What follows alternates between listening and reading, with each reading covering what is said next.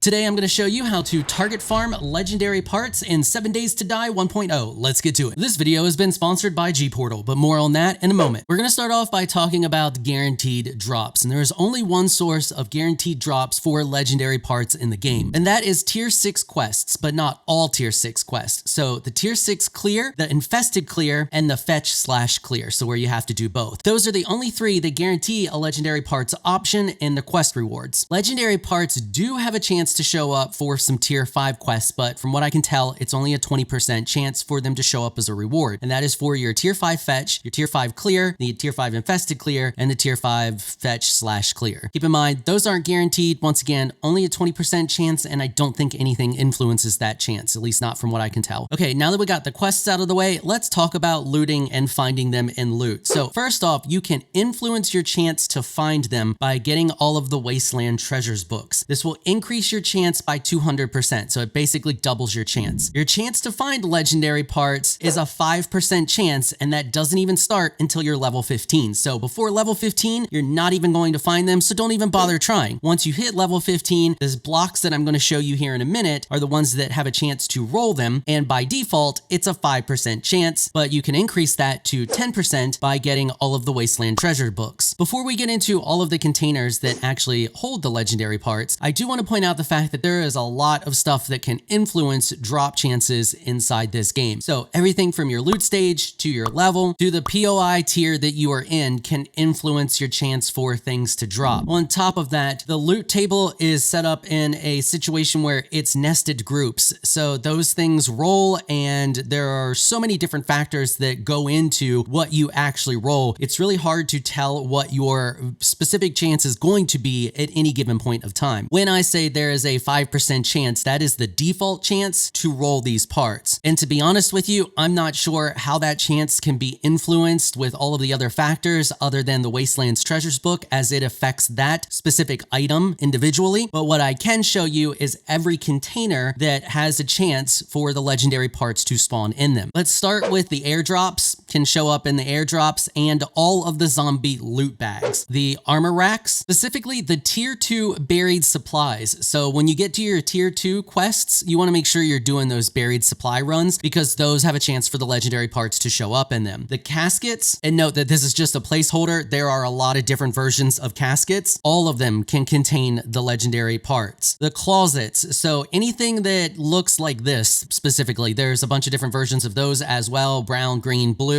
all of which can contain the legendary parts. The clothing racks, once again, there is a lot of different variants of these. So they can have just pants on them, shirts, the army ones, the civilian ones, all of them. If you see a clothing rack, it has a chance to roll them. Clothing shelves, once again, there's a couple different variants of these. There's the jeans, the shirts, different backpacks, and this contains a large group of backpacks. And this is, once again, like a lot of these, I'm just showing you an example here. So if you see a backpack, loot it. Also, sports bags, all of your different sports bags as well. That's all contained inside the C&T backpack group. They all have the same loot inside of them. Camping tents, once again, this is a placeholder. All versions of camping tents. Coffins, so coffins are apparently separate from the caskets. They look like this, and there's a bunch of different versions of those as well. Footlockers. Footlockers have a ton of different versions, but all of them can contain them. So there's the army ones, there are the civilian ones, and there are a bunch of different colors. The hardened chests, these secure chests, the tier 4, and the hardened chest tier 5. The hidden stashes, these just cardboard boxes, your washers and dryers, laundry baskets, as well as just piles of laundry on the floor. So you just see like the pile of random clothing. This laundry basket's just a placeholder for clothes. So all of your different laundry baskets and all of your different configurations of clothing on the floor. Same thing with the desks. Both all metal desks and wood desks that are lootable can contain the parts. All lockers, short and tall, as well as all of your different types of luggage. So just your different versions of suitcases, as well as the entire piles of luggage. The mortician drawer, so it's just like a little faceplate that goes on the wall, which is a lootable container. All of your different types of nightstands, these can come in a variety of different colors. Your tier 1, tier 2, and tier 3 reinforced chests. The Savage Country crate. Shoes, all of your different types of shoes. So whether it's just a single shoe on the floor, a pile of shoes, a shoe rack, all of that, shoes, all have it. And last but not least, army trucks and police cars. Now, not all of these containers are created equal. Some of them have a lot of different options of loot that they can roll, and some of them don't. The armor parts show up specifically in group armor parts group. The containers I'm about to show you only roll from this specific group, so there's nothing else to interfere, meaning that you should have a bit of a better chance to roll the legendary parts on these specific containers. Those containers are the shoes, so all of your different types of shoes, whether it's a single one on the floor, a pile of them, or a shoe rack. Your clothing racks, so either the ones that are standstill in the middle of the floor or the ones that are on the walls or the little shelves, they all pull from this single loot group. And last but not least, the clothing shelves, so the different styles of clothing shelves as well. Unless something in my script went horribly wrong, and I'll explain what I mean by that in a second, these should be the only containers that have that one loot group in them, meaning that is the only loot group that they pull from, which should give you the best possible chance to get your legendary parts. Even more so if you have collected all of the Wasteland treasure books. Now, I'm going to tell you where you can find the most of these because there is a POI that contains mostly nothing but clothing rack, shoes, and clothing shelves. But first, I want to explain to you how I got all of this data. All of this data can be found inside of the Loot XML and the Blocks XML. The Loot XML contains containers, and then the Blocks XML links to those containers that then link to the loot groups inside of the Loot XML. Because all of that data is visible, we can write a Python script that will then just search for whatever we're looking for. And that's exactly what I did. And I created an app that allows you to just type in whatever you want to find, hit search, and it shows you all of the containers that has that thing you're looking for in it. Now, I wanted it to show specific chances, but like I said, there's so many variables with chances to roll things that it just gets a little crazy and it wasn't really feasible to do. So I just settled on just knowing where to find specific things. So this allows me to easily search for any item that I want to know. So for example, the legendary parts, and know every single container in the game that can contain legendary parts. So everything I just talked to you about is the only thing that can roll that loot group that contains legendary parts. As for the ones that only have that one group in them, I just wrote a separate script that does essentially the same thing, but it only sorted out the ones that have that one specific loot group in them. Now let's talk about the best possible POI to go and farm if you are looking for legendary parts, and that is the Savage Country. Savage Country has an insane amount of the clothing racks, the shoes, the clothing shelves, and all of the containers that contain just that one loot group. So when you go in there and you loot a Savage Country, you're essentially just re-rolling that loot group over and over and over and over again. I ran this twice, once with maxed out Wastelands treasures, so I had the perk that essentially doubles my chance of finding legendary parts, and I ran it once without it. With the perk, I found 6. Without the perk, I found 5. So it didn't make the biggest difference, but to really see how much of a difference it would make, I would have to run it multiple times, like hundreds of times, and then average. So take that one difference with a grain of salt. But considering this is the largest density of the containers that hold just that one loot group, this POI is the best to go and farm if you are trying to target farm legendary parts. And now that you know which containers contain legendary parts, you and your friends can jump on a G-Portal server and target farm till your heart's content. G-Portal is not only today's sponsor, they also host all of my servers, and they are absolutely fantastic. Their servers are super fast and responsive and extremely easy to set up. They also have award-winning customer service, and if you use my link down in the description, you will get a discount on the first month of your server. And not only do you help out yourself with that discount, you help me out as well. So if you're looking to set up a 7 Days to Die server for you and your friends to play on, check out the link in the description below and get your discounted server now. Now, before we wrap up the video, I know what you all are thinking. You're like, that app sounds kind of cool, Firespark. I would like to have it. Well, you're in luck. I'm putting it over on my Ko-fi page, so you can pop over there and download it if you want. The link for it will be in the description. It will take you over there to that page. Don't worry, you don't have to pay anything for it. It'll just give you the option to tip if you would like to tip, if you can afford to do so. If you cannot, don't worry about it and don't feel bad about it. I realize times are rough for a lot of people right now. Just put in some random email address. It doesn't really matter. It's going to ask you for one. Doesn't have to be legit. You can just put some garbly gook in there and click download, and and download the app. It's going to be in a zip file. All you have to do is unzip it to wherever you want to run it at, and then just run it and type in what you want to look for. Then you just click on the container name, and that'll show you all of the different blocks that are that container, or all the different blocks that it can show up in. Hopefully you all find it and this video helpful. If you do, please consider hitting the subscribe button and notification bell so you can be notified when I upload other videos. And if you're looking for some more of my content, you can find a link to another one of my videos on the screen right now. I want to give an absolute massive shout out and thank you to all of my channel supporters. You all are absolutely amazing people. If you would like to become an official channel supporter, check out the links in the description below. If you enjoyed this video, please leave a comment down below. Let me know what you thought. If you're shy, you don't like to comment, just hit that thumbs up button and share your support. Until next time, thanks for watching.